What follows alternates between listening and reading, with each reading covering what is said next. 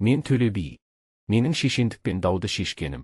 Елдің Қазығұрт тауының бөктеріне көшіп қонып жатқан көктеу кез екен. Бір күні менің әкем Әлібек биге екі даугер жүгініске келіпті. Біреуі: қырдан қуып індеткен түлкіме мынау таласып бермейді. Екіншісі: сыртынан жүні жетілсін деп бағып жүрген түлкім еді. Оның үстіне жерде інде менікі, демек түлкі де менікі. Екеуі осылайша біраз дауласады. Әлібек би даугерлердің сөздерін тыңдап болған соң, басын маған сілтеп, мұның билігін төле берсін дейді.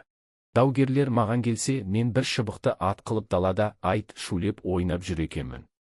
Алдына келіп дауларын баяндаған соң мен: түлкі арлан болса, сенікі дедім. Қырдан қуып келіп індеттім деген жігітке.